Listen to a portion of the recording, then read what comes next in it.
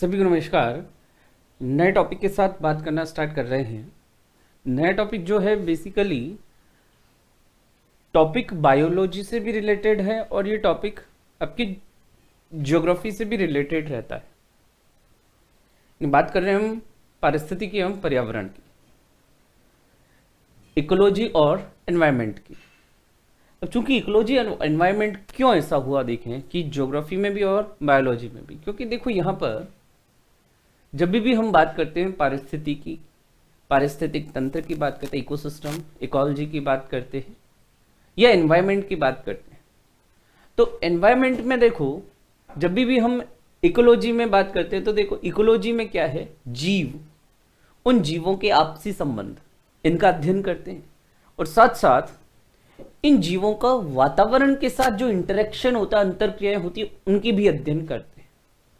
और वातावरण यानी जो क्लाइमेट हुआ, वेदर हुआ, यानी पारिस्थितिक तंत्र के जो अजैविक घटक होते हैं, जैसे हम बात करते हैं ताप, मिट्टी, प्रकाश, जल, अलग अलग ऐसे अजैविक कारक जो सजीवों की वृद्धि और विकास को प्रभावित करते हैं।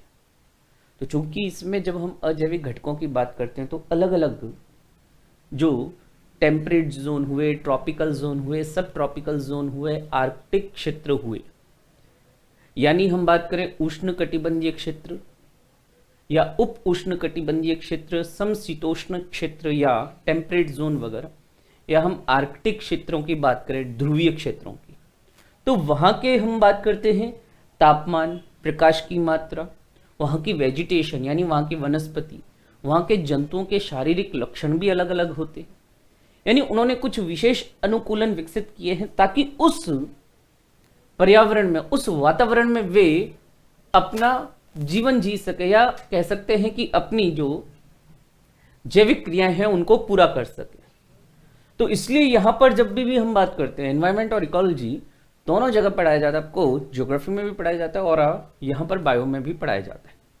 और इवन जब हम बात करते हैं, जैसे 12th की एनसीईआरटी बुक की बात करें तो 12th एनसीईआरटी की जो लास्ट यूनिट है, जो कि पर्यावरण और पारिस्थितिकी, इकोलॉजी एंड एनवायरनमेंट, पारिस्थितिकी एवं पर्यावरण नाम से यूनिट जो है, उसमें कई चैप्टर दे रखे हैं, जिसमें आपके ऑर्गेनिजम्स एंड पॉपुलेशन यानी जीव और समष्टि, या हम बात करें जैव विविधता, पर्यावरण के मुद्दे, ठीक है, यानी कुल मिलाकर पर्यावरण या पारिस्थितिक तंत्र, ये सभी इसमें आ जाते हैं लास्ट यूनिट में।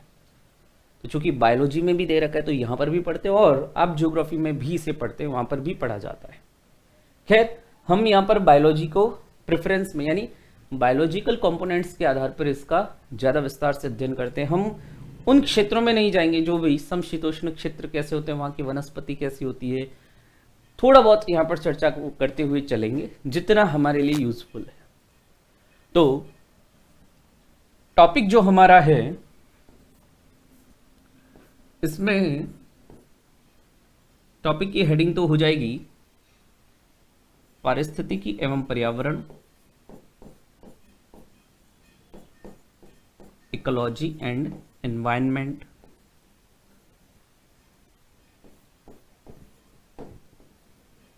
एवं पर्यावरण,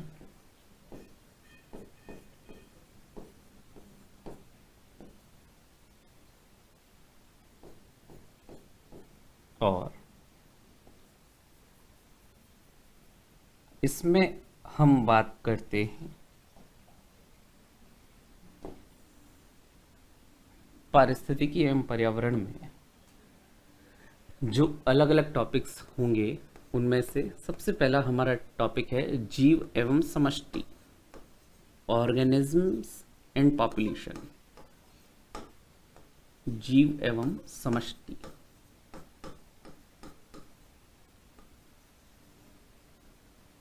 organism and population,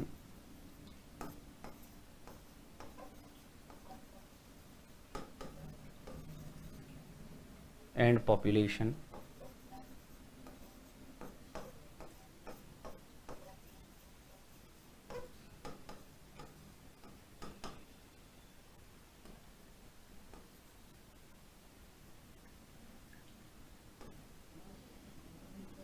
ऑर्गेनिज्म्स या ऑर्गेनिज्म एंड पॉपुलेशन।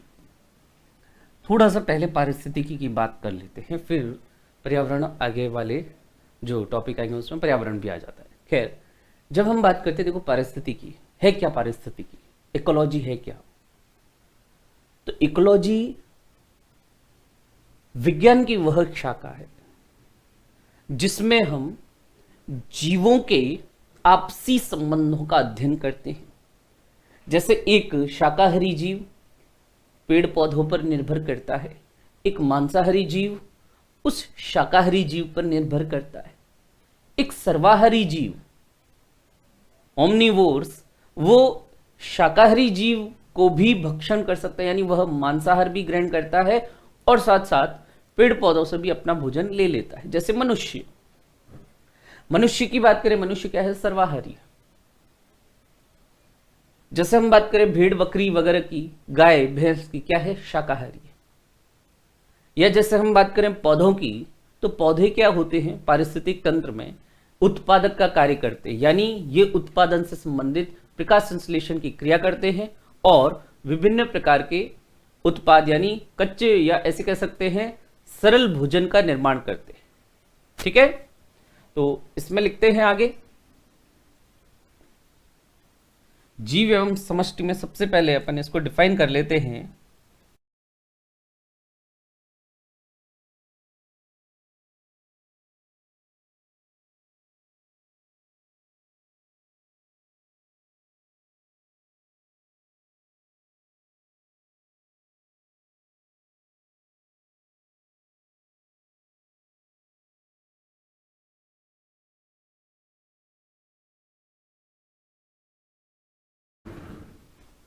हम्म,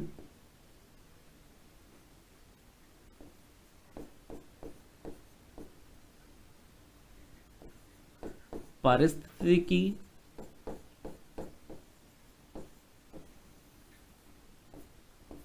या इकोलॉजी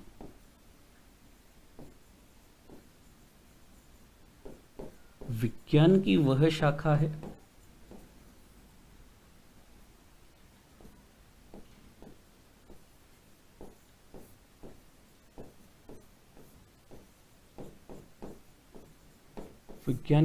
शाखा है जिसमें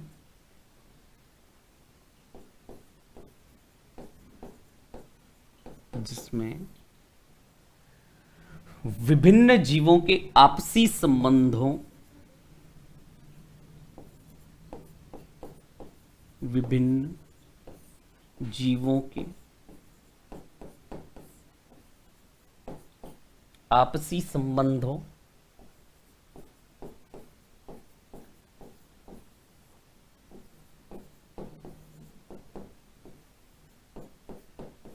इंटर रिलेशनशिप्स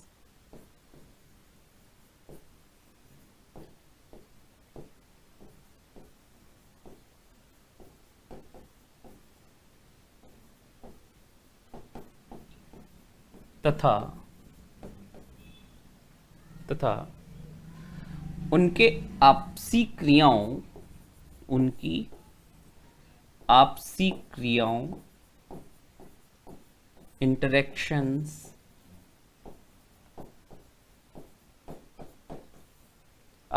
क्रियाओं इंटरेक्शंस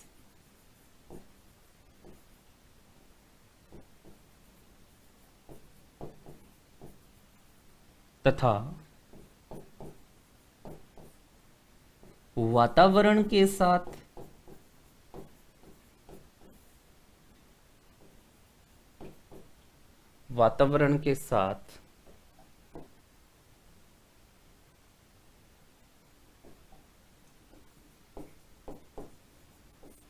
भी इनकी अंतर क्रियाओं का अध्ययन किया जाता है।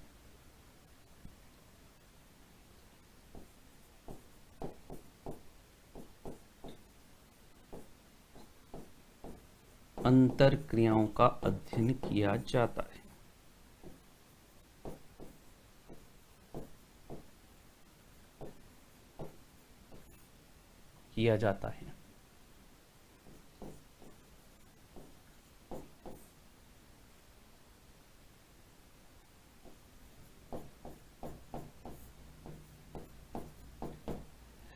अब हम बात करते हैं पारिस्थितिकी जो शब्द है, इकोलॉजी जो शब्द है, इस इकोलॉजी का सबसे, या ऐसे कह सकते हैं कि इकोलॉजी शब्द जो दिया अर्नेस्ट हेकल ने दिया, लेकिन इसका सबसे पहला प्रमाणिक जो प्रयोग है, अर्नेस्ट हेकल ने तो शब्द दिया, जबकि ये प्रयोग की हम बात करेंगे, प्रमाणिक रूप से इसका प्रयोग सबसे पहले किया था रीटर ने। ठीक है, तो लिख सकते हैं कि पारिस्थितिकी शब्द, टर्म इकोलॉजी, पारिस्थितिकी या इकोलॉजी शब्द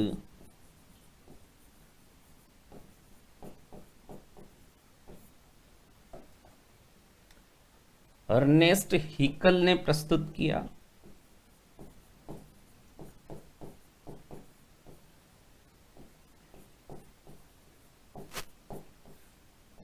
अर्नेस्ट हेकल ने प्रस्तुत किया या दिया 1869 तथा शब्द का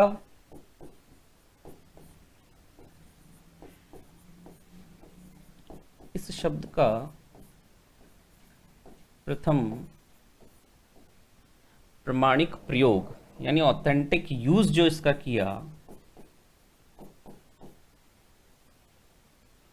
प्रमाणिक ऑथेंटिक यूज, प्रमाणिक प्रयोग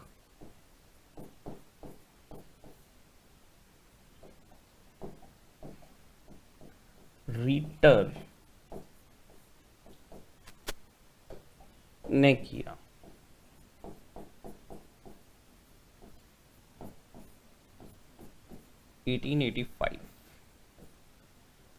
कई जगह आप देखते हैं, कई बुक्स में लिखा हुआ भी रहता है, तो ध्यान रखना इतना कि अर्नेस्ट हेकल ने शब्द तो सबसे पहले दिया इकोलॉजी, पारिस्थितिकी, लेकिन इसका कोई भी जैसे रिसर्च पेपर हुआ बुक वगैरह में, या ऐसे हम कहें कि जो प्रमाणिक यूज जो किया गया पहली बार, वो रीटर के द्वारा किया गया। अब जब हम बात करते हैं पारिस्थितिकी या इकोलॉजी की, इस इकोलॉजी में हमने क्या देखा कि एक तो जीवों के आपसी संबंधों का अध्ययन और जीवों का उनके वातावरण के साथ भी जो क्रियाएं होती है उनका अध्ययन। अब वातावरण में तीन प्रकार के, जो हम वातावरण की बात करते हैं, एटमॉस्फेयर, हाइड्रोस्फीयर और लिथोस्फीयर, वायुमंडल, स्थल मंडल और जल मंडल, यानी जो ऑर्गेनिज्म आपस में भी क्रियाएं करते हैं और वे अपने वातावरण के साथ भी अंतर क्रियाएं करते हैं। तो इन सब का ही अध्ययन किसमें करते हैं? पारिस्थितिकी, इकोलॉजी में करते हैं। और इसे एक छोटे से डायग्राम से समझा सकते हैं। देखें कि कोई भी इंडिविजुअल है, यानी जीव है या ऑर्गेनिज्म है, कोई जीव या ऑर्गेनिज्म, और ये एक इंडिविजुअल आइडेंटिटी है। ऐसे कह सकते हैं पारिस्थितिक तंत्र की सबसे छोटी इकाई जो होती है वो ये जीव होती है। एक जीव, ये दूसरा जीव,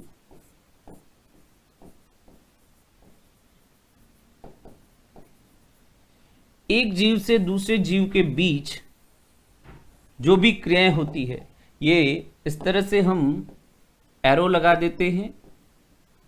अंतर क्रिया का मतलब ये इससे कुछ प्राप्त भी करते हैं और इससे कुछ देते भी हैं।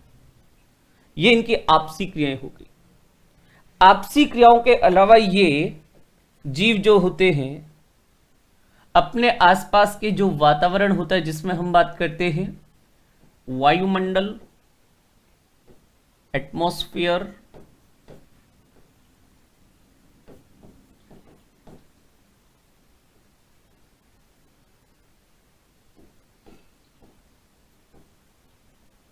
स्थल मंडल, लिथोस्फीयर,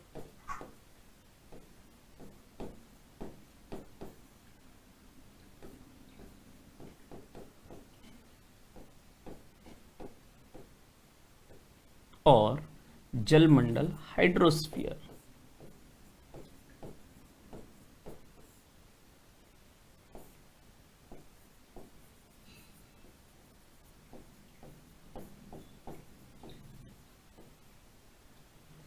यानी ये अपने आसपास के संपूर्ण वातावरण के साथ भी अंतर क्रियाएं करते हैं। और वातावरण में हम ये तीन, एटमॉस्फेयर, हाइड्रोस्फीयर, लिथोस्फीयर, तीनों की बात करते हैं। और ये इन तीनों के साथ इनकी अंतर क्रियाएं होती है।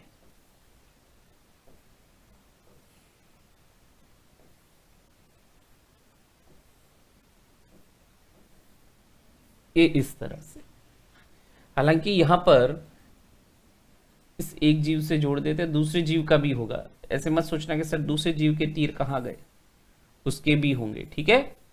यहां पर ऐसे मिला देते तो कट कटा जाते, अच्छा नहीं होता डायग्राम। तो ये होता है एक पारिस्थितिकी या इकोलॉजी में। अगर हम बात करें कि इकोलॉजी में हम क्या करते हैं, तो इनके आपसी संबंधों का ये अध्ययन हम, ये पूरा एक इकोलॉजी यानी एक पारिस्थितिक तंत्र या इकोलॉजी में हम या पारिस्थितिकी के अंतर्गत हम इनके आपसी संबंधों का अध्ययन करते हैं।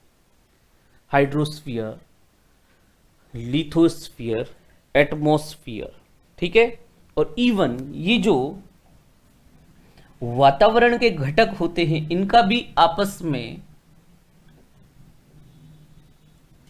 जो अंतर संबंध होता है, ये अंतर संबंध भी, क्योंकि जब हम बात करते हैं जैव भू रासायनिक चक्रों वगैरह की, किस तरह से, जैसे नाइट्रोजन चक्र का उदाहरण देता हूं, किस तरह से नाइट्रोजन मिट्टी से होती हुई जीवों के शरीर में जाती है, वायुमंडल में मुक्त होती है, वायुमंडल से वापस किसी पदार्थ के द्वारा, या हम बात करते हैं जीवों के शरीर में जाती है, और फिर वापस मृदा से, यानी पूरा जो जैव भू रासायनिक चक्र चलता है। जैसे हम कार्बन की बात करते हैं, कार्बन डाइऑक्साइड गैस के रूप में, तो वही जल में कैल्शियम कार्बोनेट के रूप में, वही स्थल में भी ऐसी जो अवसादी चट्टानें होती, सेडिमेंट्री रॉक्स होती हैं, उनमें भी पाया जाता है। यानी ये जो एटमॉस्फेयर, लिथोस्फीयर, हाइड्रोस्फीयर, जो पर्यावरण के या ऐसे कह सकते हैं वातावरण के जो विभिन्न घटक हैं, उनका भी आपस में अध्ययन हम पारिस्थितिकी या इकोलॉजी में करते हैं। अब पारिस्थितिकी के अंतर्गत हम बात करते हैं कई इससे मिलती जुलती ऐसे कई और भी इकोलॉजी जैसी ही ब्रांचेस हैं, या ऐसे कह सकते हैं इकोलॉजी के अंतर्गत, इकोलॉजी एक बहुत बड़ी ब्रांच है जिसके अंदर हेक्सिकोलॉजी आ गया या इथोलॉजी। हालांकि इथोलॉजी की बेसिकली अगर हम बात करें, इथोलॉजी क्या होता है, जानवरों के व्यवहार का अध्ययन। और हम बात करते हैं हेक्सिकोलॉजी की, तो जंतुओं का अपने वातावरण के साथ संबंधों का अध्ययन। और यही तो कंप्लीटली, यानी ऐसे कह सकते हैं ना कि इकोलॉजी के अंतर्गत ही जानवरों के व्यवहार का या व्यक्तियों के या कोई भी जंतुओं के व्यवहार का अध्ययन जो हम करते हैं, जंतुओं के व्यवहार का अध्ययन इंडिविजुअल का, वो तो करते हैं हम इथोलॉजी में। और उनका अपने वातावरण के साथ अध्ययन ये करते हैं हम हेक्सिकोलॉजी में। और ये दोनों शब्द इकोलॉजी के अंतर्गत ही आते हैं।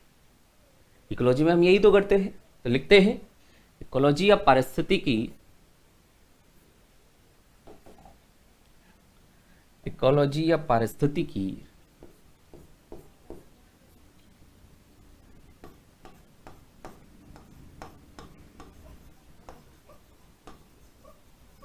इकोलॉजी या पारिस्थितिकी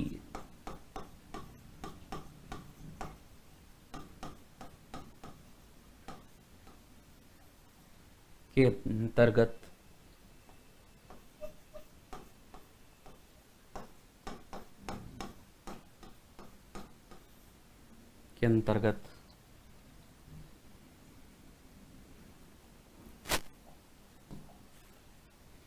इथोलॉजी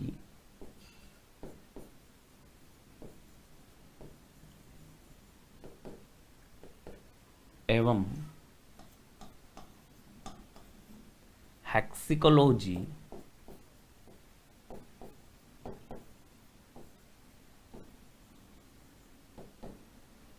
के अंतर्गत इथोलॉजी एवं हेक्सिकोलॉजी भी शामिल।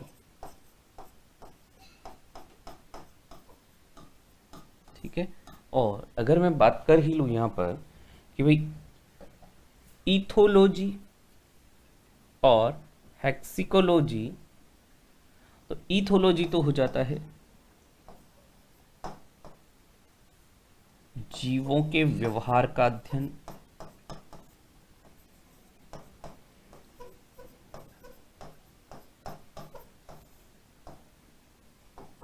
अब इनका व्यवहार एक समान प्रजाति के यानी खुद की ही प्रजाति के दूसरे सदस्यों के साथ या किसी दूसरी प्रजाति दूसरे जीव के साथ भी इनके संबंधों का अध्ययन हो जाएगा। जीवों के व्यवहार का अध्ययन,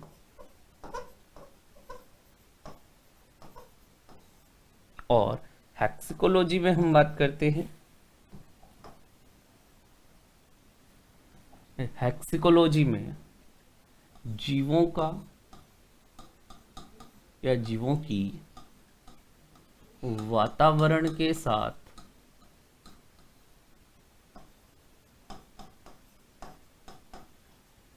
अंतर क्रियाओं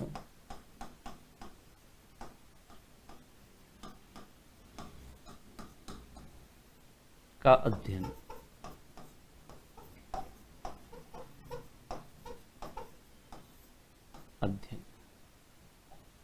इकोलॉजी पारिस्थितिकी के अंतर्गत इथोलॉजी और हेक्सिकोलॉजी भी शामिल, और ये इथोलॉजी और हेक्सिकोलॉजी में बेसिकली करते क्या है, हमने यही तो बात की, जीवों का आपसी संबंधों का अध्ययन वो हो गया इथोलॉजी, उनका वातावरण के साथ अध्ययन वो हेक्सिकोलॉजी हो गया। फिर आगे और बात करते हैं पारिस्थितिकी से ही संबंधित ऐसी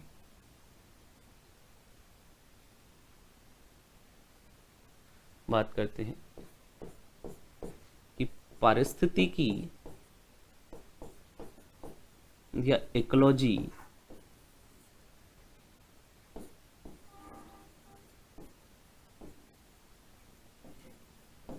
की दो प्रमुख शाखाएं,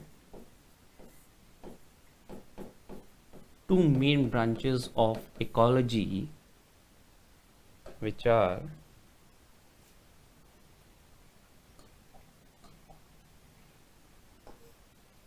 एक तो हो जाता है ऑटाइकोलॉजी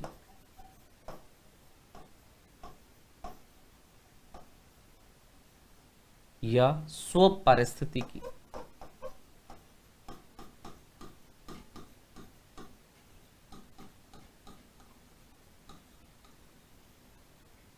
ऑटाइकोलॉजी या स्व पारिस्थितिकी, और दूसरा हो जाएगा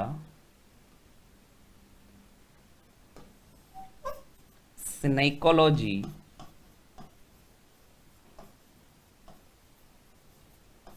या इसे कह देते हैं समुदाय पारिस्थितिकी।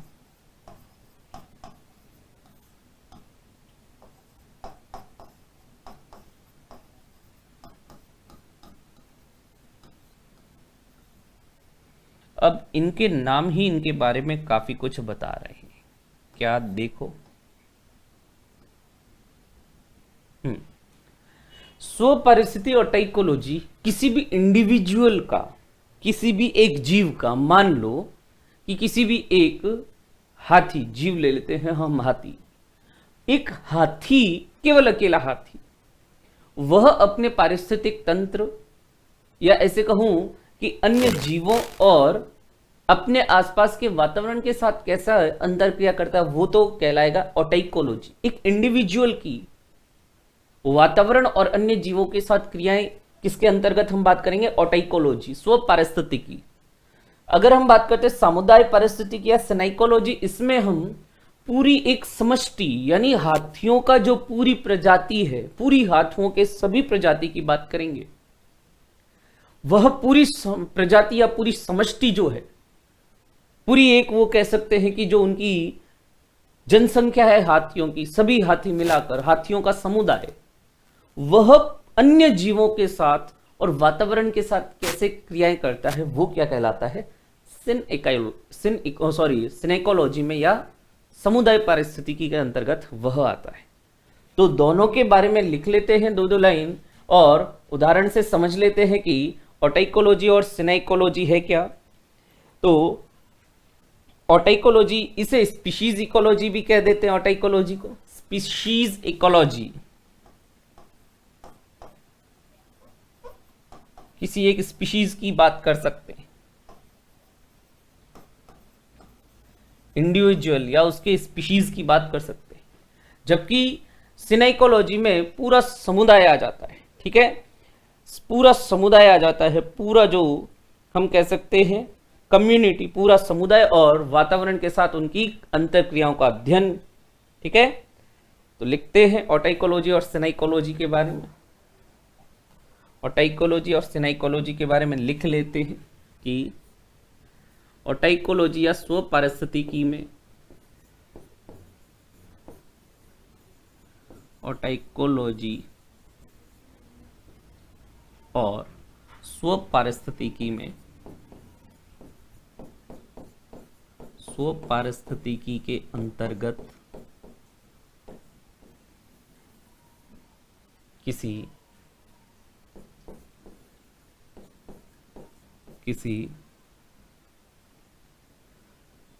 एक जीव या उस जीव की प्रजाति स्पीशीज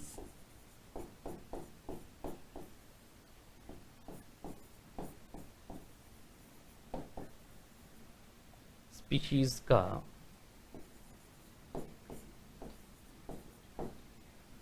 वातावरण के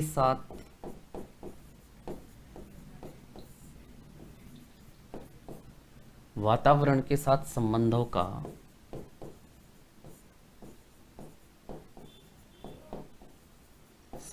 का अध्ययन किया जाता है।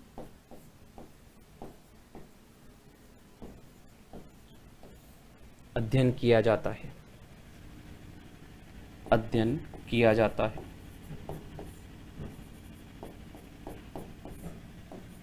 और अगर हम बात करें सिनाइकोलॉजी, समुदाय पारिस्थितिकी,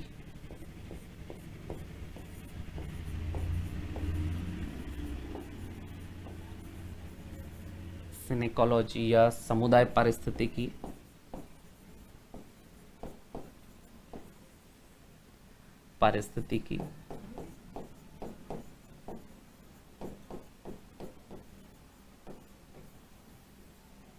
सिनाइकोलॉजी या समुदाय पारिस्थितिकी के अंतर्गत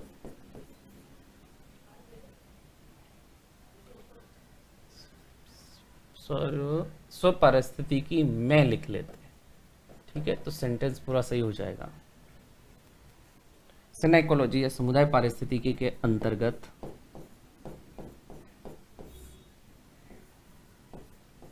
जीवों की या विभिन्न जैविक समुदायों, अब ये आ जाता है कि सर ये समुदाय किसे कहते हैं, यानी कई ऐसी परिभाषाएं आती है, जैसे हमने जीव कहा, समष्टि कहा, समुदाय कहा, वातावरण, अलग अलग ऐसी परिभाषाएं जो अलग अलग घटक होते हैं, संगठनात्मक स्तर दिखाते हैं अलग अलग इकोलॉजी में, उनकी भी एक एक करके बात करेंगे कि इसका मतलब क्या होता है, समुदाय क्या होता है, इंडिविजुअल क्या होता है, बायोम क्या होता है, इकोलॉजी या इकोलॉजिकल एनवायरनमेंट क्या होता है, वो सभी इनकी बात करते हैं हम कि विभिन्न जैविक समुदाय परिस्थितिकी के अंतर्गत विभिन्न जैविक समुदायों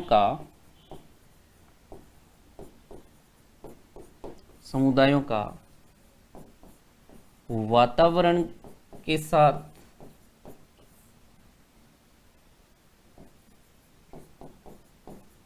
संबंधों का अध्ययन किया जाता है।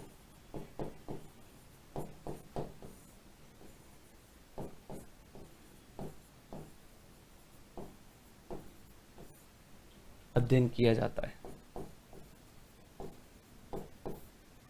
किया जाता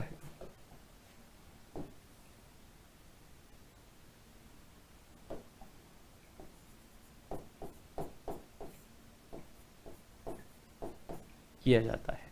तो ये इकोलॉजी के अंतर्गत दो, कई बार ऐसे देखो शब्द पूछ लेते हैं, कई बार इन शब्दों पर क्वेश्चन बन जाते हैं, ऑटो इकोलॉजी किससे संबंधित है, सिनेकोलॉजी किससे संबंधित है, 4 ऑप्शन दे दिया, या फिर एक तरफ 4 कोई ऑप्शन दे दिया, दूसरी तरफ 4 ऑप्शन दे दिया, कह दिया मैच करो। तो परिभाषाओं में ये भी पूछ लेते कई बार पूछ लेते। तो ये हमने पारिस्थितिकी से संबंधित कुछ छोटी छोटी ऐसे कह सकते हैं टर्मिनोलॉजी इनकी बात की। फिर हम बात करते हैं कि इकोलॉजिकल लेवल जो है अलग अलग, जैसे मैंने कहा ना इंडिविजुअल अलग हुआ, या हम बात करते हैं समुदाय क्या होता है, स्पीशीज क्या होती है, यानी जो पारिस्थितिकी के जो संगठनात्मक स्तर होते हैं उनकी बात करते, क्या होता है इंडिविजुअल, क्या होता है समुदाय वगैरह। तो आगे हेडिंग लगा सकते हैं कि पारिस्थितिक तंत्र के विभिन्न या पारिस्थितिक तंत्र का संगठनात्मक स्तर, पारिस्थितिकी इकोलॉजी, पारिस्थितिकी के संगठनात्मक स्तर,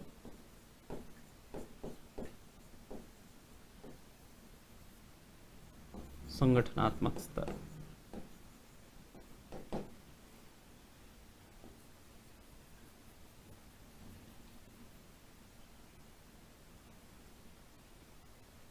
Organization levels of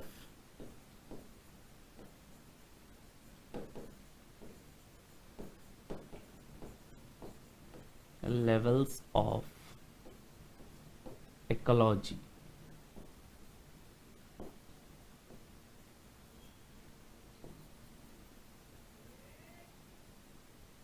इकोलॉजी। देखें कुछ ऐसी परिभाषाएं आएंगी, जैसे हम बात करते हैं कि करके सबसे पहले देखते हैं कि इंडिविजुअल व्यष्टि, शुद्ध हिंदी में व्यष्टि कह दो या इंडिविजुअल कह दो, व्यष्टि या इंडिविजुअल।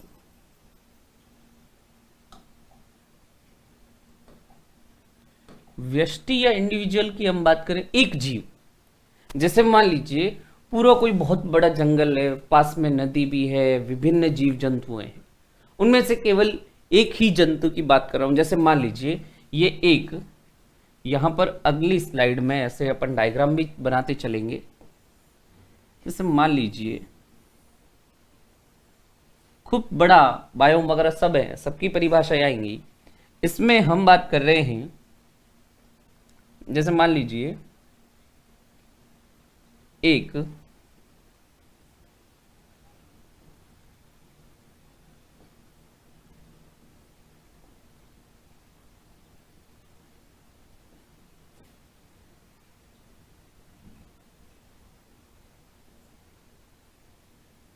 ये एक हाथी है, एक हाथी है।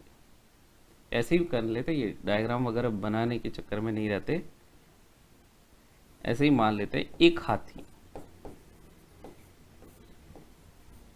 ये एक हाथी क्या हो गया, अकेला हाथी, चाहे शेर ले लो, चाहे कोई मोर ले लो, चाहे कोई भी पौधा ले लो, एक अकेला जो जीव होता है वह क्या कहलाता है, ये क्या कहलाता है, व्यष्टि, इंडिविजुअल। तो ये तो है व्यष्टि या इंडिविजुअल। ये किसे डिनोट कर रहा है, व्यष्टि को या इंडिविजुअल को। तो इसकी परिभाषा ऐसे हम अलग अलग जो संगठनात्मक है उनकी परिभाषा लिखते चलेंगे, और वो जो आगे डायग्राम है उसको भी पूरा करते चलेंगे।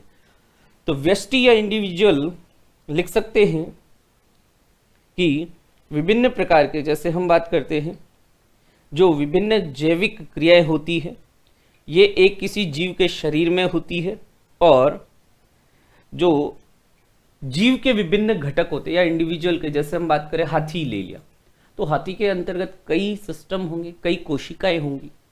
तो उन कोशिकाओं या कोशिकाओं के समूह ऊतकों या अंगों से मिलकर इस व्यष्टि या इंडिविजुअल का निर्माण होता है।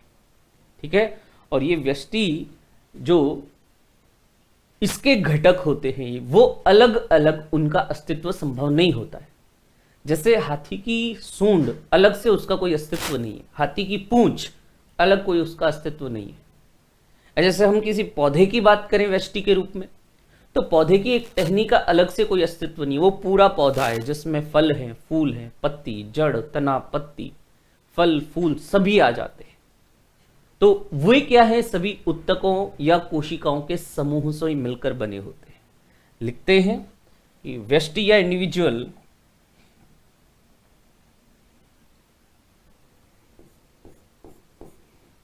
की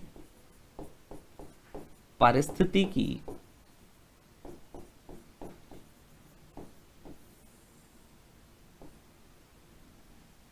पारिस्थितिकी संगठन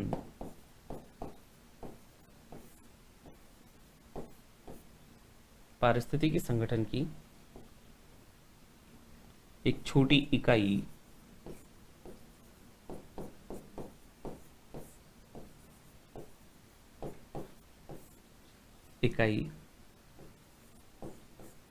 जीव के रूप में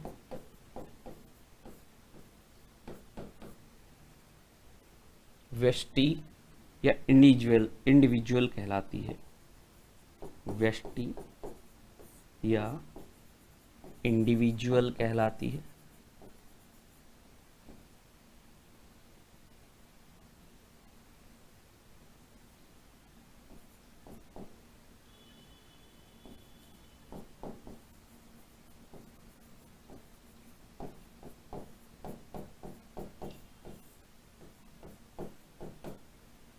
ये जीव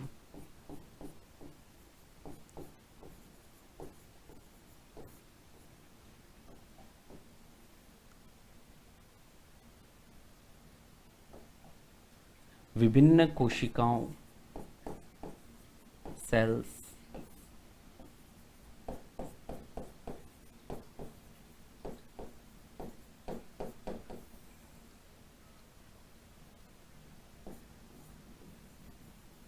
एवं उत्तकों टिश्यूज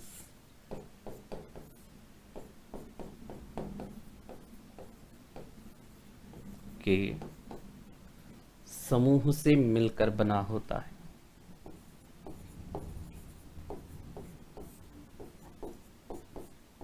समूह से मिलकर बना होता है।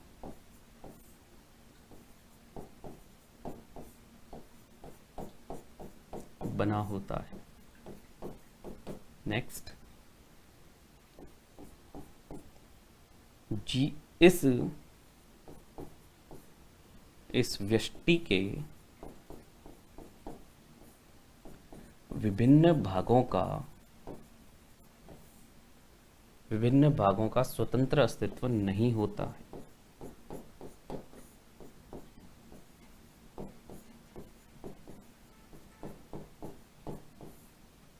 स्वतंत्र अस्तित्व नहीं होता है।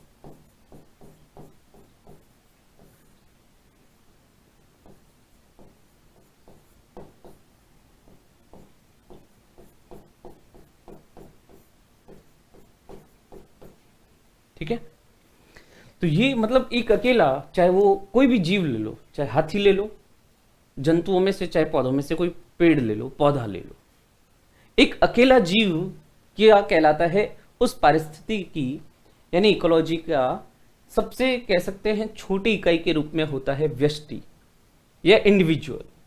और ये इंडिविजुअल का निर्माण हम देखते हैं विभिन्न कोशिकाओं सेल्स या उत्तकों से होता है।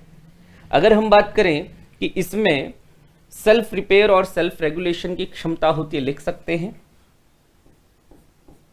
इसमें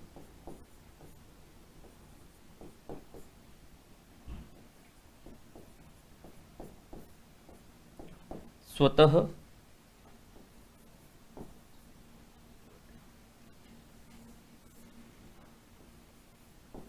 पुनर्निर्माण, मरम्मत, पुनर्निर्माण रीजनरेशन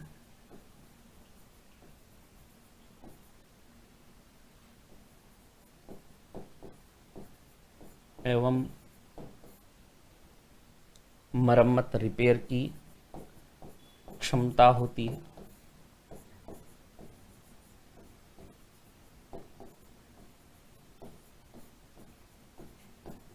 की क्षमता होती है। जैसे देखते हैं, चाहे कोई पौधा हो चाहे कोई जंतु हो, कोई भी चोट वगैरह लग जाती है तो हीलिंग की क्षमता होती है। घाव भर जाते हैं तो मरम्मत हो गई, पुनर्निर्माण यानी खोए हुए अंगों का या कुछ सीमित संरचनाओं का पुनः प्रकट होना। जैसे अगर हाथ काट दो किसी मनुष्य का तो पूरा हाथ तो आएगा नहीं, लेकिन हाँ, हाथ के ऊपर से स्किन हट गई जलने की वजह से या किसी भी कारण से, तो नई स्किन जरूर आ जाएगी। ठीक है, यानी ये क्षमता किसी में ज़्यादा हो सकती है, किसी में कम हो सकती है, लेकिन जब बात करें किसी भी इंडिविजुअल की तो इनमें स्वतः पुनर्निर्माण यानी रीजनरेशन और रिपेयर की क्षमता होती है। इसके बाद हम बात करते हैं, जैसे जब ये इंडिविजुअल आपस में मिलते हैं, कई इंडिविजुअल यानी हाथियों का कई समूह मिल गया तो उसे कह देते हैं पॉपुलेशन या समष्टि कह देते हैं। या जैसे कई पौधे मिल गए, जैसे बरगद के पेड़, कई सारे बरगद के पेड़ एक जगह पर लगे हुए हैं, उन सबको मिलाकर क्या कह देते हैं, बरगदों का समुदाय। या हाथियों का ऐसा कोई समूह है तो उसे कह देते हैं हाथियों की पॉपुलेशन, समुदाय। ठीक है, पॉपुलेशन समुदाय नहीं, पॉपुलेशन बोले तो समष्टि, समुदाय अलग है। ठीक है, समुदाय आगे बनाएंगे अपन, कम्युनिटी आ जाएगा वो। तो अब हम आगे बात करते हैं, अगला डायग्राम जो हो जाएगा कि कई सारे हाथी हो जाएंगे। अब यहां पर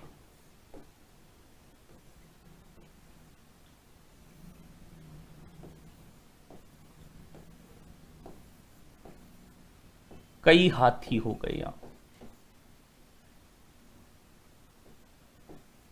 कई हाथी।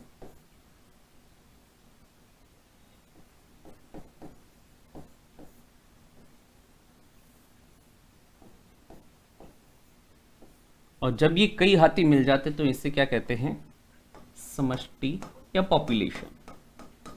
अगली परिभाषा हमारी यही हो जाएगी, पॉपुलेशन। देखें, पहले हमने बात की व्यष्टि की, तो व्यष्टि के कई सदस्य आपस में मिलते हैं, मिलकर किसका निर्माण करेंगे, समष्टि का।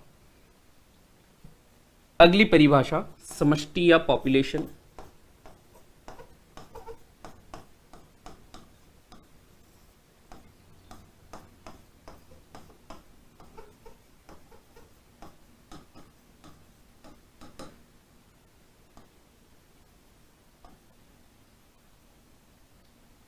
समष्टि या पॉपुलेशन की बात करते हैं तो कई इंडिविजुअल्स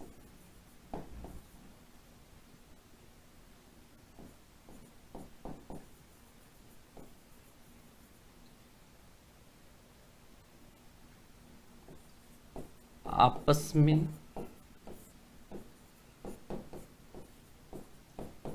सामूहिक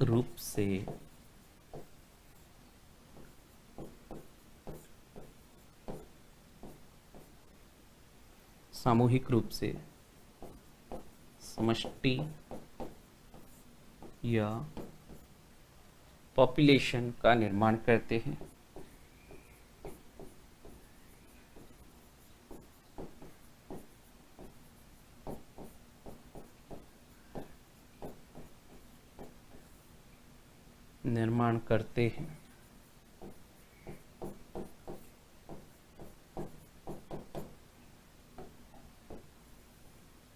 ये समष्टि, और उदाहरण दे सकते हैं, जैसे एग्जाम्पल कई हाथियों का समूह।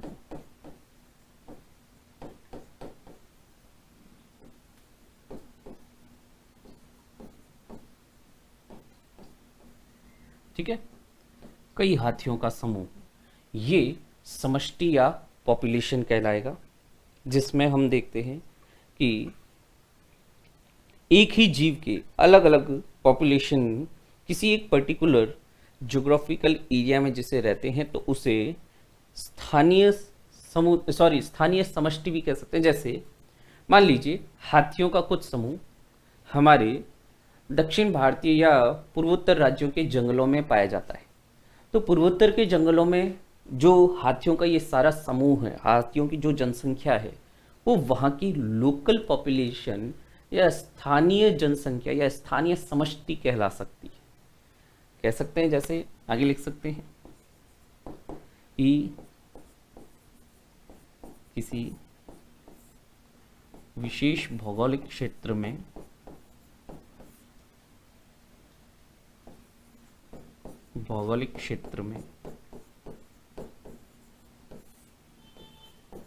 पाई जाने वाली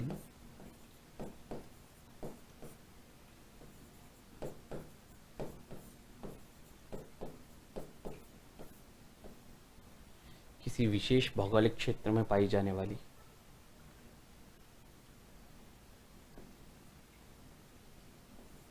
समष्टि या पॉपुलेशन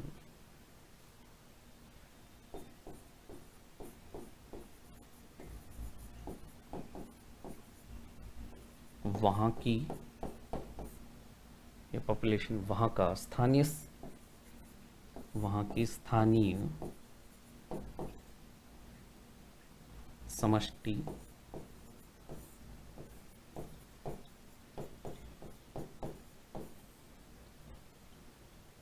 लोकल पॉपुलेशन कहलाती है।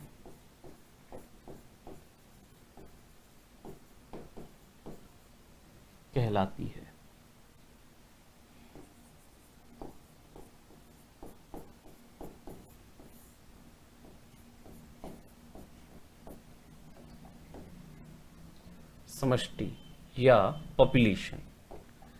एक और संगठनात्मक स्तर में सबसे सूक्ष्म स्तर पर हमने देखा था इंडिविजुअल, उसके बाद पॉपुलेशन, ठीक है। और जो लोकल पॉपुलेशन होता है वो किसी भी पर्टिकुलर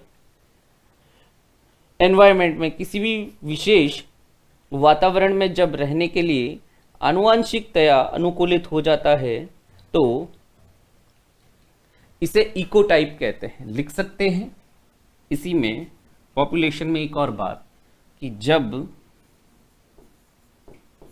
कोई समष्टि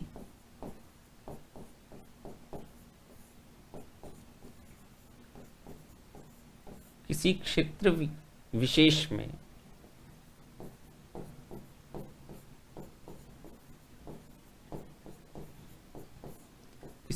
विशेष में रहने के लिए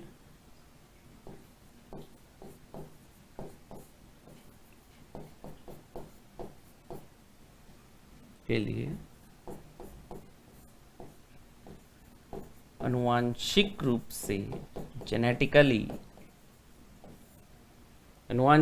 से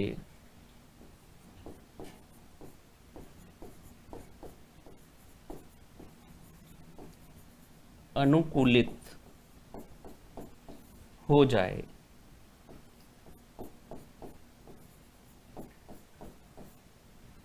तो इसे इकोटाइप कहते हैं।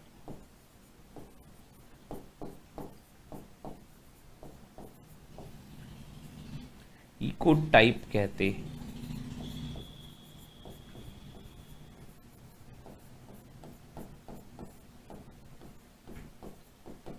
जैसे कई बार हम देखते हैं कि कोई भी जीव जो, जैसे खासतौर से हम बात करते हैं ठंडे क्षेत्रों में रहता है, पहाड़ी क्षेत्रों में रहता है, उसी जीव की प्रजाति का, जैसे हम थोड़ी सी बात कर लेते हैं कुत्ते, बंदर, किसी की भी बंदरों की बात कर लेते हैं, तो जो मैदानी भागों में या गर्म क्षेत्रों में जो बंदर पाए जाते हैं उनके शरीर पर बालों का जो आवरण होता है वह कम होता है।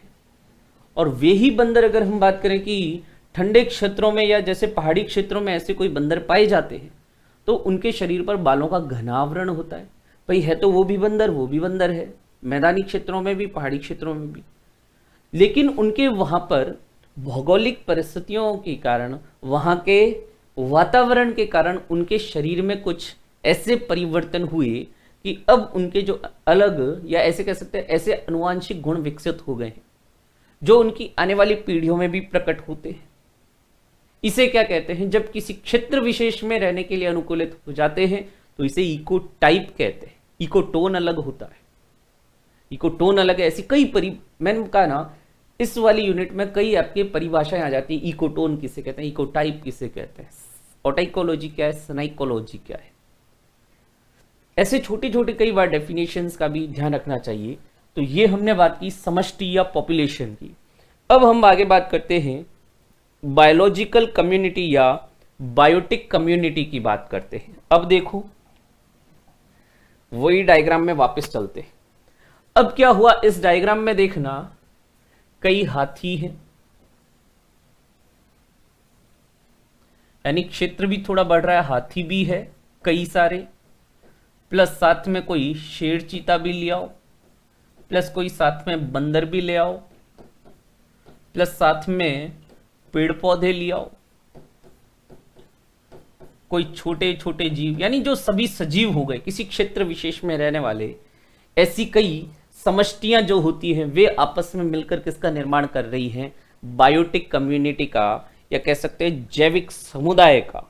ठीक है, डिफरेंट स्पीशीज जो है, पौधों की, जंतुओं की, बैक्टीरिया, सूक्ष्म जीव वगैरह, ये सभी क्या कहलाते हैं, बायोटिक कम्युनिटी, बायोटिक या जैविक समुदाय, ये कहलाते हैं जैविक समुदाय।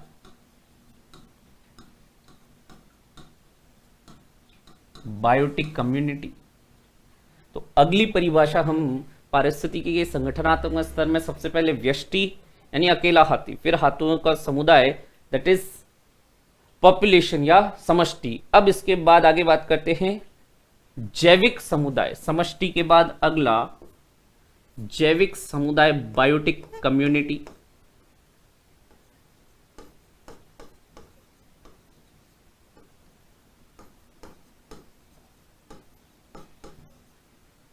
जैविक समुदाय, बायोटिक कम्युनिटी।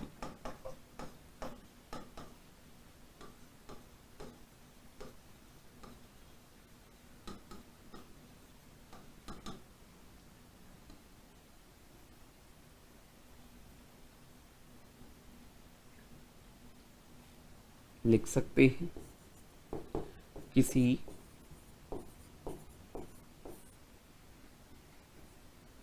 क्षेत्र विशेष में रहने वाली विभिन्न प्रजातियां, क्षेत्र विशेष में रहने वाले जीवों की विभिन्न प्रजातियां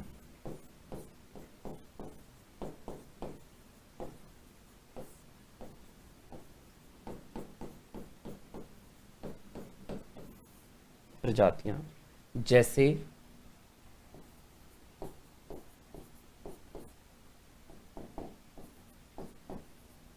पेड़ पौधे, प्लांट्स,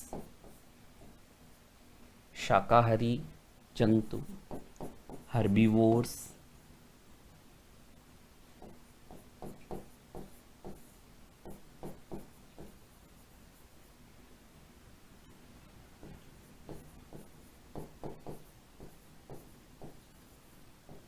कॉमा मांसाहारी, कार्निवोर्स,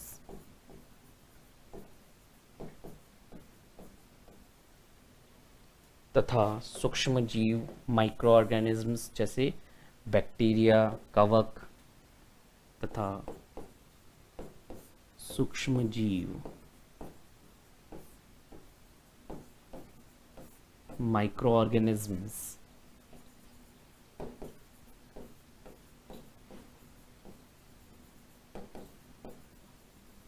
जैसे, या ब्रैकेट में लिख देते हैं, कवक, फंजाई,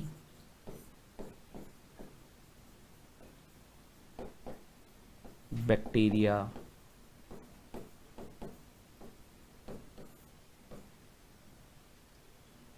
आदि मिलकर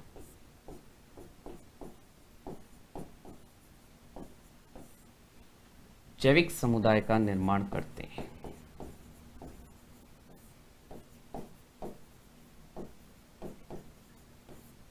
जैविक समुदाय का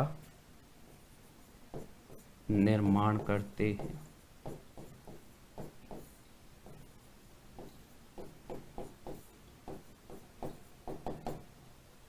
और ये जो जैविक समुदाय होता है इसे पारिस्थितिक तंत्र यानी इकोसिस्टम का जैविक घटक भी कहते हैं, लिख सकते हैं इन्हें पारिस्थितिक तंत्र इकोसिस्टम का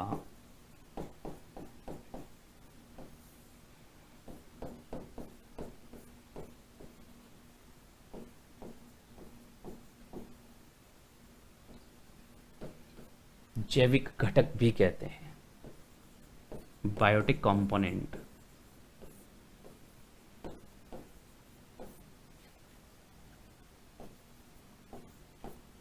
भी कहते हैं। तो ये बात हुई जैविक समुदाय की या बायोटिक कम्युनिटी की बात की। जैसे हम बात करते हैं एक पूरा तालाब हो गया, एक तालाब में कई प्रकार के हम देखते हैं शैवाल भी होते हैं, फाइटोप्लैंक्टन होते हैं, जूप्लैंक्टन होते हैं यानी सूक्ष्म पादप प्लवक होते हैं, जंतु प्लवक होते हैं, छोटी मछलियां होती है, बड़ी मछलियां भी होती है। तो ये सभी जो जीव हैं, इसमें मैंने पानी की बात नहीं की है, केवल उस तालाब में स्थित ऐसे जीवों की बात कर रहा हूं। तो वह ये क्या किसका निर्माण करेंगे, ऐसी एक समुदाय का। लिख सकते हैं एग्जाम्पल, जैसे तालाब समुदाय,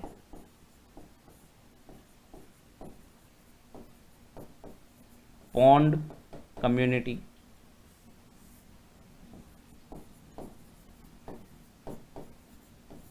और इस पॉन्ड कम्युनिटी में क्या क्या आ जाएंगे, देखो फाइटोप्लैंक्टन, ऐसे छोटे छोटे पादप प्लवक, फाइटोप्लैंक्टन, जूप्लैंक्टन जंतु प्लवक, शैवाल, एल्गी,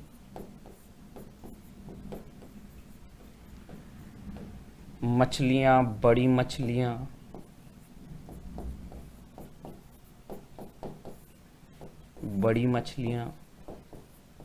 या परभक्षी मछलियां भी हो जाती हैं। ये सभी ने किसका निर्माण किया, इस तालाब समुदाय या पॉन्ड कम्युनिटी का निर्माण किया। फिर इसके बाद हम बात करते हैं इकोसिस्टम की। एक शब्द आ गया ना यहां पर, देखो इकोसिस्टम, ये तो अगली परिभाषा इसे ही लिख लेते हैं। संगठन का अगला स्तर हो जाता है इकोसिस्टम, और इकोसिस्टम में अगला जो लेवल होगा, इसमें देखो जो जैविक समुदाय था ना, यानी ये सारे जीव जंतु, इनके साथ अजैविक घटक भी आ जाएंगे, जैसे जल, प्रकाश, मृदा, वायु, तापमान, ये सभी अजैविक घटक भी जब मिल जाते हैं तो ये किसका निर्माण करते हैं, इकोसिस्टम या पारिस्थितिक तंत्र का।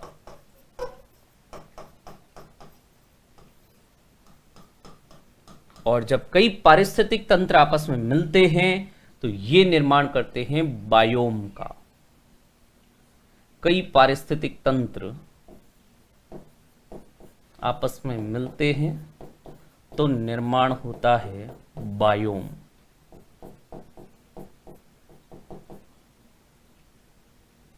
ये कहलाएगा बायोम।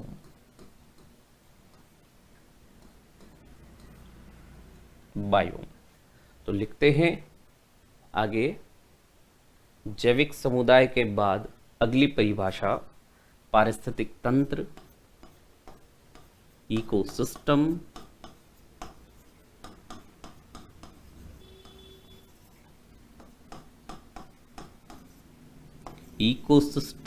पारिस्थितिक तंत्र, इकोसिस्टम। हालांकि इकोसिस्टम को भी अलग से पूरा पढ़ना है, इकोसिस्टम में क्या क्या होते हैं, पिरामिड वगैरह क्या होते हैं, सब आएंगे इसमें, ठीक है। तो इकोसिस्टम की परिभाषा यहां पर लिख लेते हैं कि विभिन्न जैविक समुदाय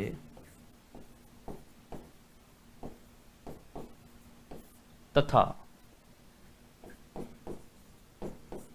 उनके आसपास के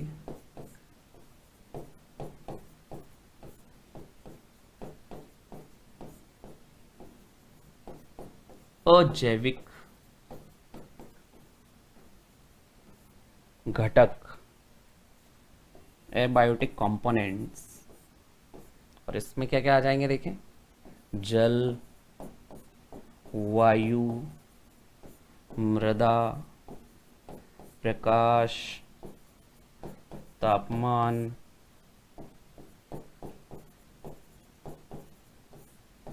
आदि मिलकर पारिस्थितिक तंत्र का निर्माण करते हैं, आदि मिलकर पारिस्थितिक तंत्र का निर्माण करते हैं।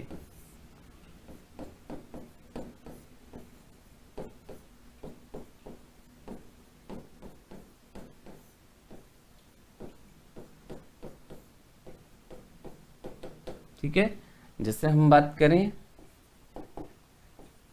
जल पारिस्थितिक तंत्र या जलीय पारिस्थितिक तंत्र की, तो इसमें उदाहरण, हालांकि ये महासागरों में भी हो सकता है, नदियों में भी हो सकता है, झीलों में भी। यहां पर हमने जैसे बात की थी ना पीछे, तालाब समुदाय,